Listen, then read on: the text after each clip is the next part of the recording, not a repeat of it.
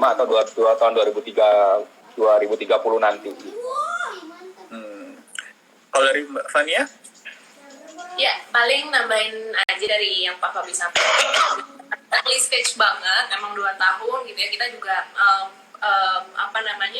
bukannya berekspektasi rendah juga, cuman kita optimis ke sana karena juga kelihatan kan dari program-program pemerintah yang ada sekarang, misalnya bahkan udah sampai komit ke baterai gitu ya, komponen kendaraan listriknya sendiri ke baterai, dari BUMN komitmen holding untuk bikin industri baterai sendiri di Indonesia. Ya itu one way to go menurutku. Dan untuk kebijakan-kebijakan lain misalnya kayak di beberapa provinsi sudah mulai punya insentif khusus untuk kendaraan listrik ini. Let's say Jakarta bebas dari PPNBM untuk kendaraan listrik, bebas ganjil genap, sesuai dengan pain point-nya masyarakat Jakarta gitu kan. Dan juga Bali juga udah punya pergub sendiri gitu untuk EV dan produksi kendaraan listrik di lokal, kemudian juga lihat support mengenai TKDN dan segala macam.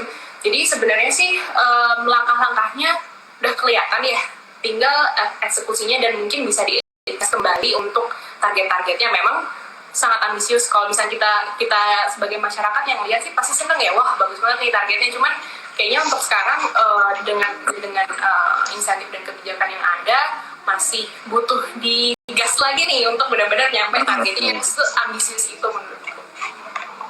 Betul. Jadi dari segi perpres, pergub sudah ada beberapa yang memberikan dukungan untuk electric vehicle. Permen juga ada beberapa setahu di kementerian, tapi soal retrofitting dan ini sebagai individu ataupun organisasi mungkin sudah melakukan sesuatu untuk electric vehicle di Indonesia. Nah, pertanyaan selanjutnya ke situ.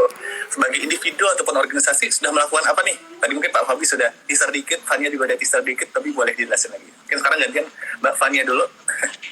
Ya, jadi kalau misalkan dari kalau pekerjaanku yang related ke pekerjaan sekarang itu kami lagi ngembangin ekosistem kendaraan listrik gitu ya, karena kan memang kalau ngomongin soal infrastrukturnya dulu atau kendaraannya dulu tuh kan kayak telur sama ayam ya, mana duluan sebenarnya. Jadi kita coba kembangin sekaligus infrastruktur, kemudian juga kendaraannya dengan harapan ya ini loh kita pengen ngasih tahu bahwa transisi ke kendaraan listrik dari kendaraan konvensional itu bisa dengan mudah, bisa dengan tanpa untuk menghilangkan pain point dari masyarakat juga terkait dengan transisi ke kendaraan listrik ini, misalnya kayak driving range, kemudian juga kayak